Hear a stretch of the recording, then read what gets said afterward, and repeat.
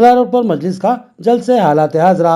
सरों का समंदर नारों की गूंज में मुहिब्बान मजलिस ने अपने महबूब कायद को सुना। मोहम्मद फयाजुद्दीन को सदर जिला मजलिस नामजद किया गया। मजलिस इत्तेहादुल मुस्लिमीन का अज़ीमुश्शान जलसे आम बानवान हालात हाजरा किला रोड पर मुनक्किद हुआ, जिसमें सदर मजलिस बैरिस्टर असदुद्दीन अवैसी ने मेहमान खुसूसी की हैसियत से शिरकत की, जबकि दीगर मेहमानों में जिला मजलिस इंचार्ज अहमद बिन अब्दुल्ला बलाला एमएलए, मोहम्मद जाबिर अहमद बैसाबाई चेयरमैन और सैयद मोइनुद्दीन महाराष्ट्र जनरल सेक्रेटरी शामिल थे। इस मौके पर अहमद बलाला ने सदर जिला मजलिस की हैसियत से मोहम्मद फयाजुद्दीन सबक सदर जिला औकाफ को नामजद करने का ऐलान किया। मीर मजाज अली, मोहम्मद फयाजुद्दीन और अमर फारूक ने सदर मजलिस बैरिस्टर असदुद्दीन अवैसी, अहमद बिन अब्दुल्ला बलाला और मोहम्मद जाबिर अहमद की गुलपोशी की। इस इजलास में सदर सिटी मजलिस मोहम्मद शकील अहमद और डिप्टी मेयर मोहम्मद इदरीस खान के अलावा कारपोरेटर्स व कायदीन मजलिस की कसीर तादाद मौजूद थी। किला रोड पर मुहिब्बान मजलिस की कसीर तादाद ने अपने हर दिल अजीज कायद बैरिस्टर असदुद्दीन अवैसी का खिताब पूरे जोशो मोहब्बत के साथ सुना। सदर मजलिस रुकन पार्लिमान हैदराबाद बैरिस्टर असदुद्दीन अवैसी ने कहा कि 2024 के पार्लिमानी इंतखाबात के नतीजे बीजेपी के लिए मायूस कुन रहे। नरेंद्र मोदी ने हिंदुओं को भड़काने की नाकाम कोशिश की। 2024 के पार्लिमानी इंतखाबात के बाद पैसा आप बताना चाह रहे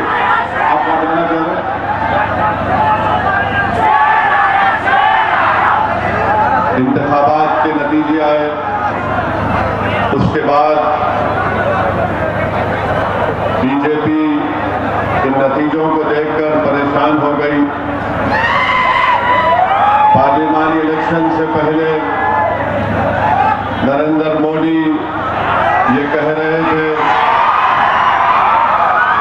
कि अब की बार 370 बीजेपी लाएगी और एनडीए 400 पार होगी। आपको याद होगा कि पार्लिमानी इंतखाबात के इंतखाबी मुहिम में नरेंद्र मोदी अपनी तकारीर में कह रहे थे कि मुस्लिम खवातीन ज्यादा बच्चे पैदा करती हैं। नरेंद्र मोदी ये भी कह रहे थे, हमारे हिंदू भाइयों को पैगाम दे रहे थे कि आपकी भैंस को चोरी करके मुसलमानों को दे दिया जाएगा। मोदी ने यह भी कह दिया कि हमारी हिंदू बहनों के गलों से मंगलसूत्र छीनकर मुस्लिम खवातीन को दे दिया जाएगा।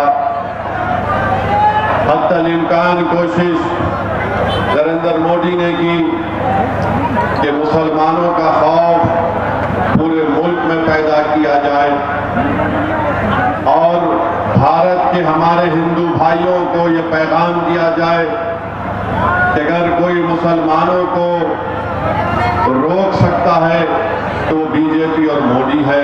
मुल्क की दूसरी बड़ी अक्सरियत मुसलमानों ने बीजेपी के शिकस्त में कलीदी रूल अंजाम दिया, मगर पार्लियामेंट और असेंबली में मुसलमानों की नुमाइंदगी का तनासुब आखिर क्या है। उन्होंने कहा कि कम से कम तनासुब रखने वाले तबके से भी कम मुसलमानों का पार्लियामेंट में नुमाइंदगी का तनासुब है, जो कि अफसोसनाक बात है कि जहां पर भारत की मुस्लिम अक़लियत ने जो सबसे बड़ी अक़लियत है अपने वोट का पूरा इस्तेमाल बीजेपी को शिकस्त देने के लिए किया, वहीं पर आज भारत की पार्लियामेंट में सिर्फ 4% मुसलमान एमपी जीत कर आते हैं। मैं आपको बताना चाहता हूं कि बहुत अच्छा हमने फैसला तो लिया, मगर ये तो बताइए कि भारत की पार्लियामेंट में जहां पर बैकवर्ड क्लास के जिनकी आबादी हमारे बैकवर्ड क्लास की जितनी है उतनी आबादी के मुताबिक उनके एमपी जीत कर आ गए। अपर कास्ट के लोग जिनकी उनकी आबादी है उनकी आबादी के मुताबिक उनके एमपी जीत कर आए।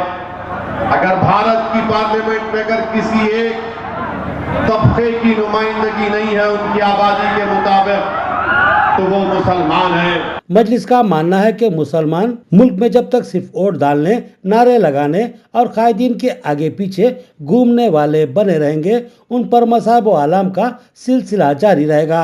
लिहाजा मुसलमान अपनी सफ़ों से जरूरतमंद क़यादत को उठाने की मसाई करें और गली से दिल्ली तक दूरअंदेश निडर कायदीन को परवान चढ़ाएं।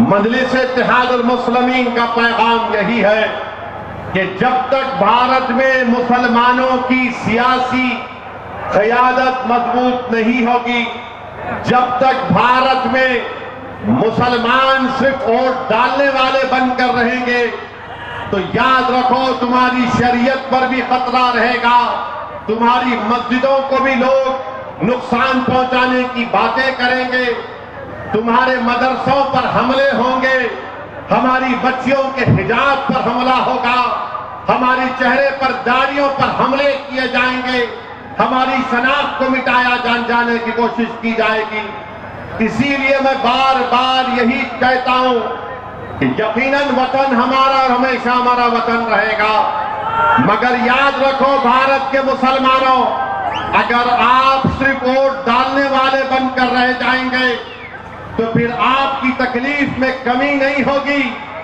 आपके मसाइल हल नहीं होंगे, आपकी नाइंसाफी का सिलसिला खत्म नहीं होगा, आपकी मस्जिदों पर हमले खत्म नहीं होंगे, आप पर शख्सी हमले खत्म नहीं होंगे। याद रखो भारत की जमहूरियत की तल हकीकत यही है कि जिसके पास उसके वोटों से उसके नुमाइंदे जीत कर आते हैं, उन्हीं से इंसाफ किया जाता है।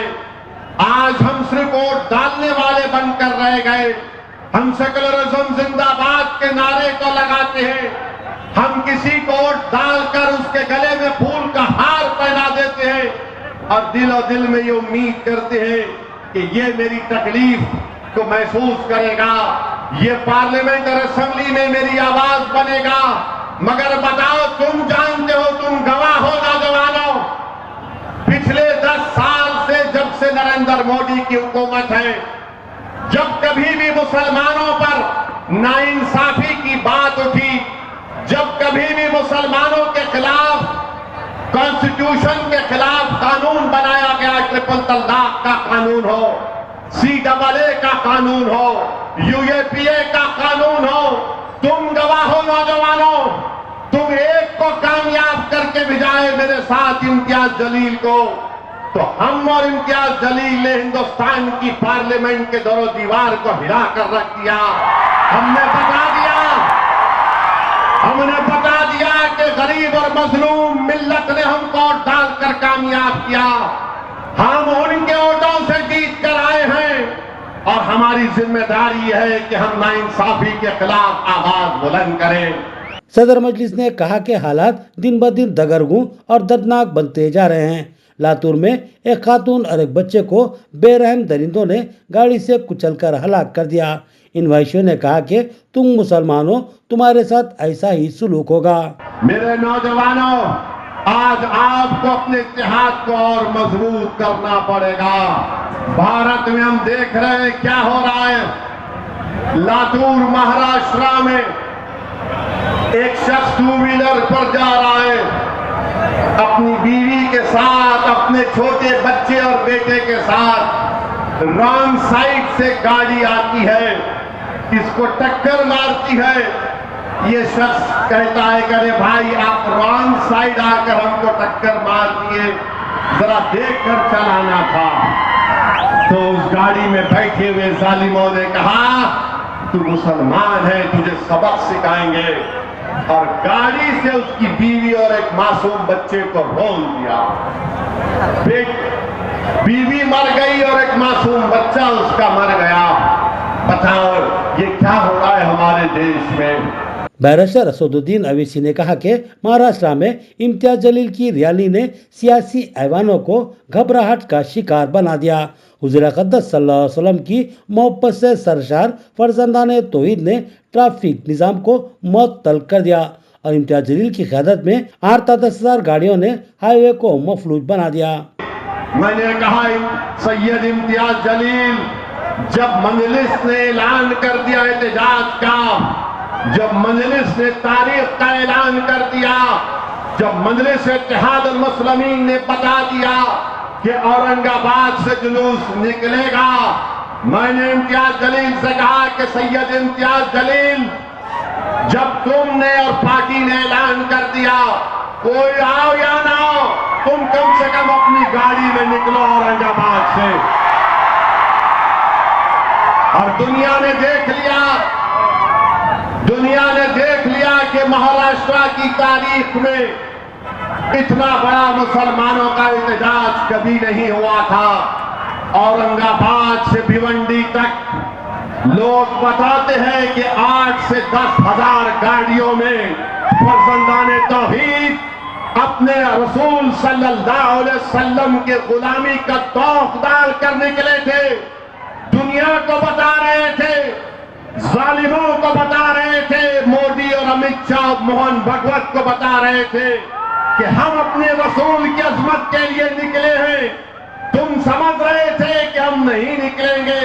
हजारों की तादाद में गाड़ियों में निकलकर पूरी हाईवे को चक्का जाम कर दिया।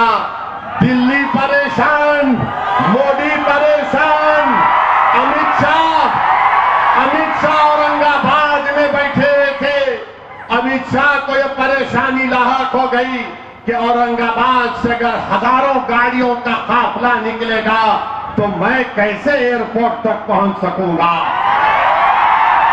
मगर अल्हम्दुलिल्लाह मैं सलाम करता हूं तमाम लोगों को जिन्होंने लब्बैक कहा और अपने रसूल सल्लल्लाहु अलैहि वसल्लम की शान में जिसने गुस्ताखी करने की कोशिश की, एहतजाज पुरअमन हुआ। मेरे अजीज दोस्तों और बुजुर्गों, यही ताकत है मजलिस इत्तेहाद अल मुस्लिमीन की। इसी वजह से मजलिस को लोग कहते हैं इनको वोट मत डालो।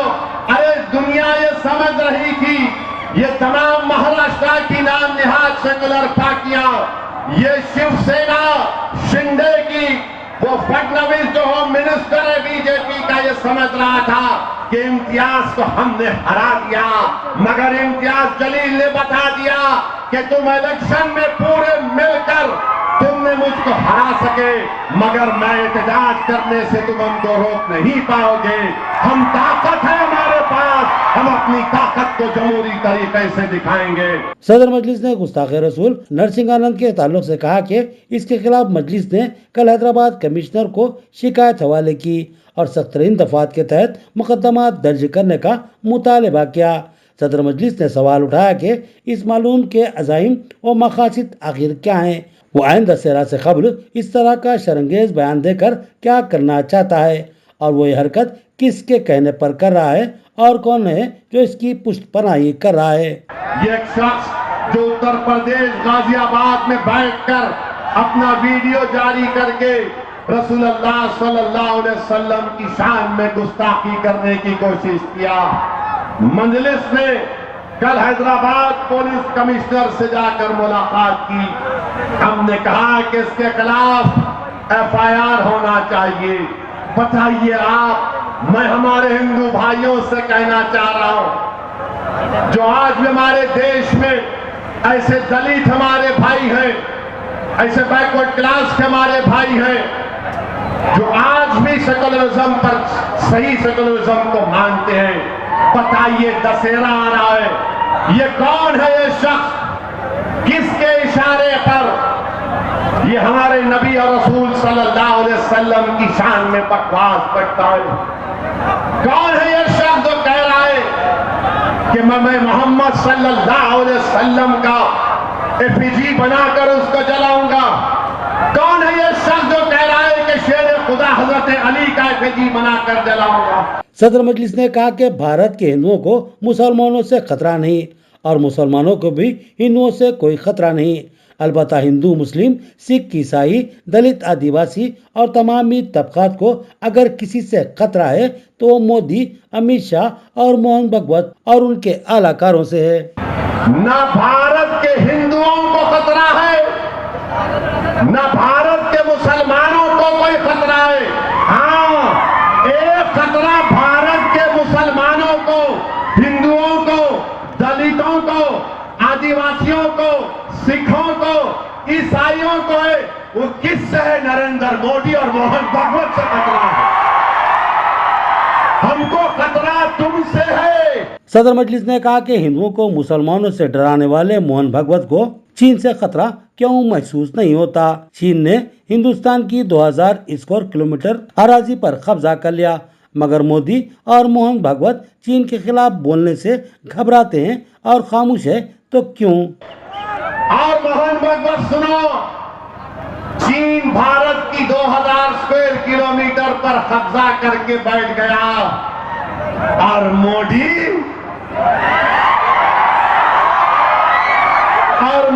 अमेरिका का सफर करते हैं। 2000 स्क्वायर किलोमीटर पर चीन कब्जा करके बैठा हुआ है डेनचाक में। मोहन भागवत, आप भी चीन से डरते हैं क्या? चीन से खतरा है मगर मोहन भागवत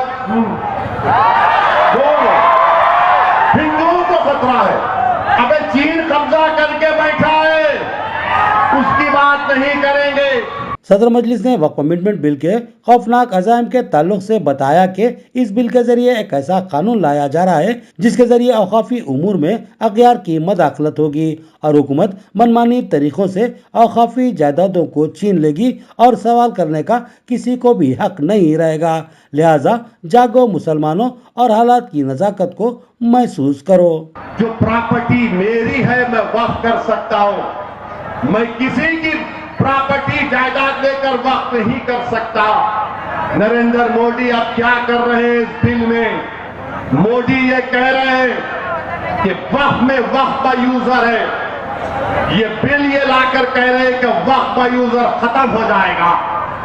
मतलब यह है कि कब्रिस्तान है, ईदगाह है, मस्जिदें 300 साल पुरानी है, दरगाहें हैं, इसका कोई डॉक्यूमेंट नहीं है, तो मोदी कह रहे हैं कि वक्फ का यूजर खत्म कर दिया जाएगा।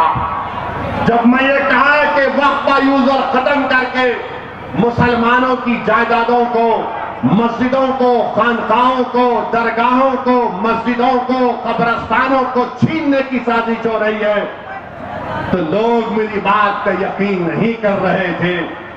होश में आओ मुसलमानों।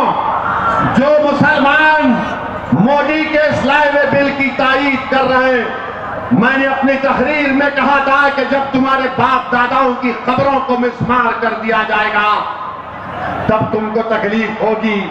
आज हम देख रहे हैं कि सोमनाथ में हाजी मंगरोल शाह की 1200 साल की दरगाह को, जबकि सुप्रीम कोर्ट ने फैसला दिया था कि किसी भी जगह पर डेमोलिशन नहीं होगा, मगर उसकी खिलाफ वर्जी कर दी गई।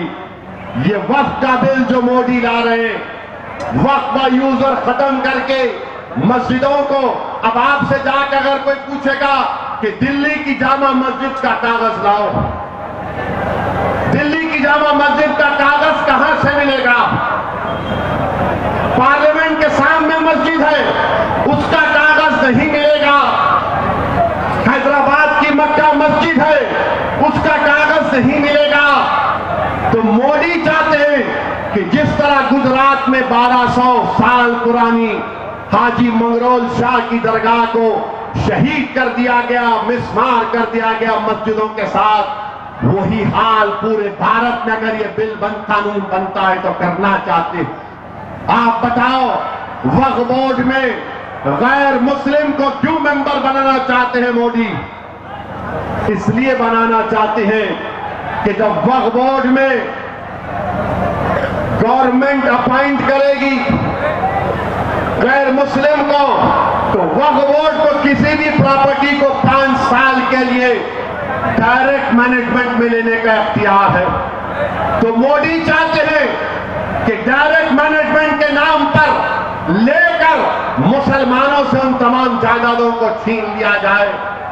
All India Muslim personal law board अगर आपसे कहेगा, हमसे कहेगा कि इस बिल के खिलाफ हमको एहतजाज करना है, तो क्या आप पुरअमन एहतजाज के लिए तैयार हैं? आप एहतजाज के लिए तैयार हैं? हाथ उठाकर बताइए कि आप एहतजाज के लिए तैयार हैं और नारा लगाइए मेरे साथ, ताकि मोदी को मालूम हो जाए कि तुम्हारे इस बिल को हम रिजेक्ट करते। नारे तकबीर, नारे तकबीर। सदर मजलिस ने फलस्तीन की सूरत हाल पर रोशनी डालते हुए कहा कि 1 साल से फलस्तीनी इसराइली बर्बरियत व दरिंदगी का सामना कर रहे हैं, लेकिन फलस्तीनियों के हौसले पस्त नहीं हुए, बल्कि आज भी वो पहले दिन की तरह ही डटे हुए हैं और जब तक आखिरी बच्चा बचेगा वो भी अल्लाह अकबर कहकर पत्थर उठाएगा। लिहाजा मुसलमान घबराता नहीं, वो लड़ना जानता है। लिहाजा मुसलमानों को किसी खौफ व खशात का शिकार होने की जरूरत नहीं है। उन्होंने कहा कि तुम अपनी जानों से ज्यादा अल्लाह और उसके रसूल की मोहब्बत को अजीज बना लो। जो कुछ फलस्तीन में हो रहा है, 1 साल कल हो जाएगा, 1 साल कल हो जाएगा। 40,000 से ज्यादा फलस्तीनियों का कत्ल बेंजामिन नेतन्याहू की हुकूमत ने किया। मेरे भाई, जो कोई भी मस्जिद अक्सा के लिए उठ रहा है उसको मारा जा रहा है, कत्ल कर दिया जा रहा है। याद रखो, ये मसला सिर्फ सुन्नी शिया का मसला नहीं है, ये मसला मुसलमानों का मसला है। मुसलमानों ने अपना खून बहाया है, मगर अपने पेशानियों पर खौफ या औफ या किसी भी किस्म की परेशानी को आने नहीं दिया।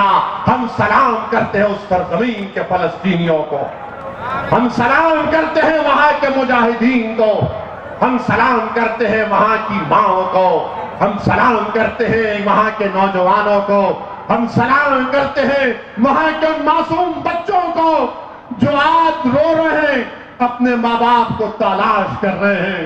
हम सलाम करते हैं उन मासूम बच्चों को जो भूख और फाके की जिंदगी गुजार रहे हैं। हम सलाम करते हैं उन तमाम लोगों को जिसको तूर सीनीन की जगह कहा गया। इंशाअल्लाह ताला वो लोग कामयाब होंगे। वही जगह है जहां पर अल्लाह सुब्हाना व तआला इनको कामयाब और कामरान करेगा।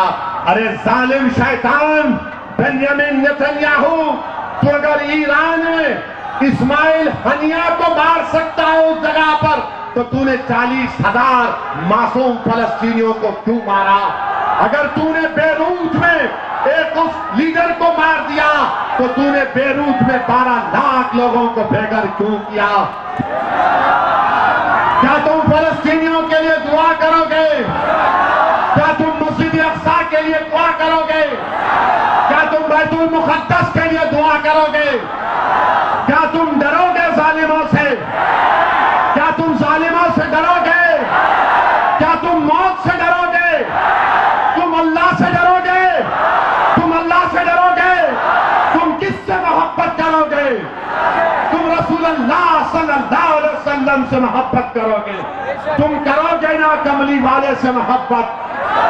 हम सब करेंगे ना, क्योंकि हम उनका सदका खाने वाले, हम उनका सदका खाने वाले हैं। तो डरने और घबराने की जरूरत नहीं है। और हम भारत के हमारे वजीर आजम से भी कह रहे हैं, मोदी जी, ये बेंजामिन नेतन्याहू को समझाओ, सीज फायर करो।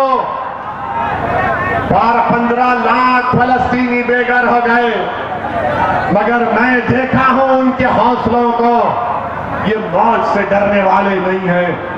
उस सरजमीन पर बसने वाले अगर एक बच्चा भी होगा, सुन ले बेंजामिन नेतन्याहू, अगर एक बच्चा भी रहेगा फलस्तीनी, वो पत्थर उठाकर कहेगा अल्लाहू अकबर, अल्लाहू अकबर, अल्लाहू अकबर। सदर मजलिस बैरिस्टर असदुद्दीन अवैसी ने सदर प्रदेश कांग्रेस बी महेश कुमार गौड़ को उनकी नामजदगी पर मुबारकबाद दी और हाइड्रा एफटीएल के ताल्लुक से कहा कि रियासती हुकूमत अपने आला कायदीन के बनाए हुए कानून से खुद ही इनहराफ कर रही है और मुसलमानों के मकानों को मुनद्दम कर रही है। उन्होंने कहा कि कई अहम इमारतें एफटीएल के जिम्मे में आती हैं, जिनमें सेक्रेटेरिएट भी शामिल है। उसको ना तोड़कर गरीबों के मकानों को क्यों तोड़ा जा रहा है? उन्होंने रियासती हुकूमत से इंसाफ करने का मुतालबा किया। मजाज साहब ने कहा कि यहाँ पर नए जो कांग्रेस के सदर मुंतखब हुए हैं, मैं उनको भी मुबारकबाद देता हूँ, महेश गौड़ को मुबारकबाद देता हूँ। हमारे महेश गौड़ साहब से कहना चाहूँगा कि पूरे भारत में जो मुसलमानों का एक बहुत बड़ा तबका है, हम जमीन बड़ी तकलीफों से खरीदते हैं और उसके बाद बड़ी तकलीफों से अपना घर को बनाते हैं। कोई सरकारों ने हमको कोई नहीं दिया, तो हम उनसे अपील करेंगे कि जो मजाज साहब ने जो कैनाल के बारे में कहा, वहां पर कोर्ट का स्टे है और कोर्ट के स्टे को और कानून को पास व लिहाज रखकर हुकूमत फैसला करेगी। मैं हमारी हुकूमत से भी कहना चाह रहा हूं, आप ताजमहल बनाना चाहते बनाओ, मगर एक बात याद रखो, ताजमहल बनाते वक्त हम गरीबों के घर को तकलीफ मत दो, हम गरीबों के घरों को तकलीफ मत दो आप। हम बड़े खून और पसीने से, अपने आंसुओं से हमारे घर की एक एक ईंट को बनाए हैं। हुकूमत का तो काम यह होना चाहिए कि कोर्ट को लोग जाने से पहले वो अच्छा फैसला करे। और कांग्रेस की हुकूमत तो 5 गारंटी दी थी ना, आप गारंटियों पर आपको वोट मिला, आप गरीबों की मदद करने के लिए आए हैं। मैं कांग्रेस हुकूमत को याद दिलाना चाहता हूं, 2013 का लैंड एक्विजिशन का कानून यूपीए की सरकार मनमोहन सिंह ने बनाया था। आप उसको सामने रखो, आप उसको सामने रखकर फैसला करो। और जो लोग एफटीएल की बात कर रहे हैं, तो जो नया सेक्रेटेरिएट हैदराबाद में बनाया गया, वो भी हुसैन सागर के कट्टे में बनाया गया है, जहां पर भारत के बड़े बड़े सियासतदानों की समाधियां हैं, वो भी कट्टे एफटीएल में है। बापू घाट लंगर हाउस में है, वो भी एफटीएल में है। तो हम हुकूमत से की बात कर रहे हैं, जब सेक्रेटेरिएट एफटीएल में बनकर बरकरार रह सकता है, जब भारत के बड़े बड़े सियासतदानों की समाधियां टैंक बंड के एफटीएल में है, हमको एतराज नहीं है। जब सेक्रेटेरिएट रह सकता है, तो गरीब का घर क्यों नहीं रह सकता, मुझे बताओ। उस सेक्रेटेरिएट में केसीआर भी बैठे, अब रेवंत रेड्डी भी बैठ रहे हैं। जब आप दोनों बैठ सकते हैं, तो हमारी अम्मा अपने घर में नहीं बैठ सकती क्या?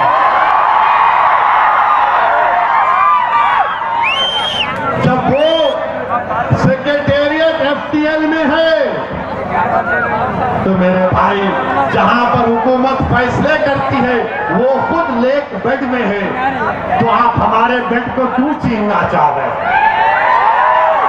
आप अपनी कुर्सी पर बैठो, हम अपने घर में रहना चाहते हैं। तो हुकूमत का काम यह है कि अच्छा फैसला करे। आप खूबसूरत बनाना चाहते हैं, हम तैयार हैं, मगर मेरे भाई, हमारे गरीबों के घर को भी आपको देखना पड़ेगा। और उम्मीद करते हैं कि हुकूमत एक अच्छा फैसला लेगी। सदर मजलिस ने साबिक रियासती वजीर DC निवास को भी याद किया और खराज अकीदत पेश किया और कहा कि इनकी खिदमत नाकाबिले फरामोश है। मैं निजामाबाद को कई मरतबे आया हूँ और मैं यहाँ पर आकर, अगर मैं D श्रीनिवास साहब के बारे में बात ना कहूँ तो अच्छा नहीं होगा। वो निजामाबाद के एक बहुत बड़े पुराने सियासतदान थे, निजामाबाद में उन्होंने बहुत कुछ काम किया और आज वो दुनिया में नहीं है। यकीनन जी श्रीनिवास को साहब को हम याद करते हैं। मैंने उनके फर्जंद से भी मिलकर उनको पुरसा दिया था, तो निजामाबाद को आया हूँ। सदर मजलिस ने कामारेड्डी वाक़े में गिरफ्तार मुस्लिम नौजवानों की फौरी रिहाई का मुतालबा किया।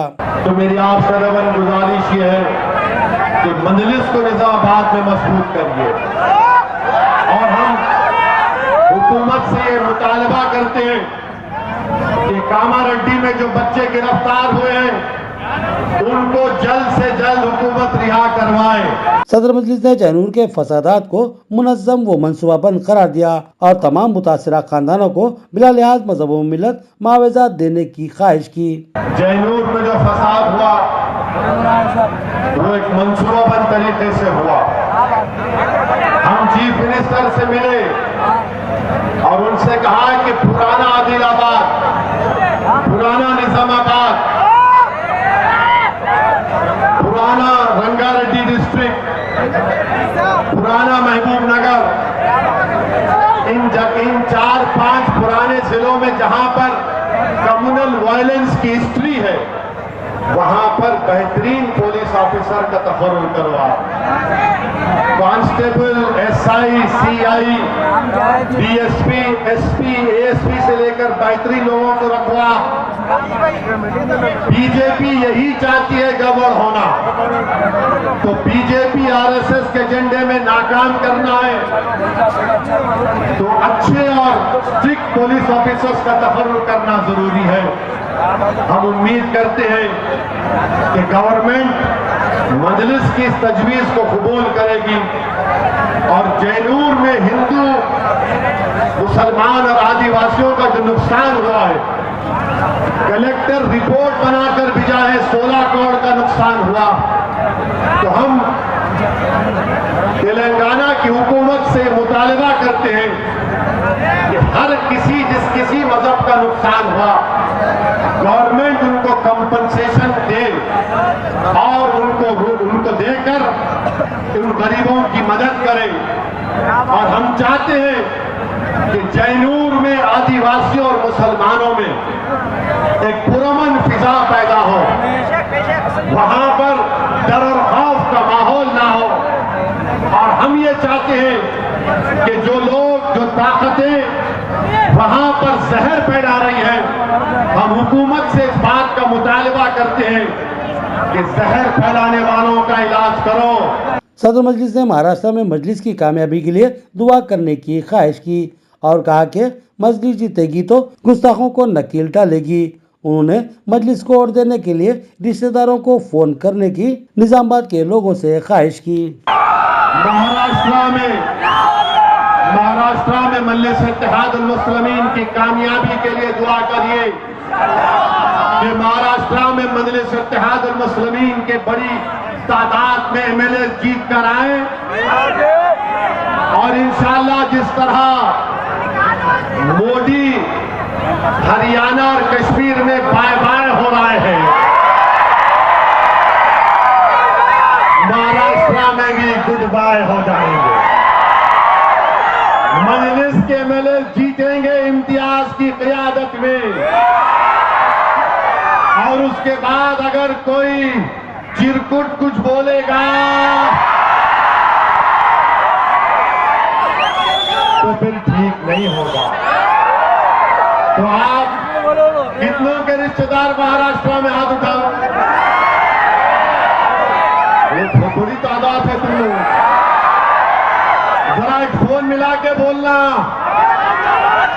बोल देना महाराष्ट्र में आसमानों पे क्या फिरेंगी,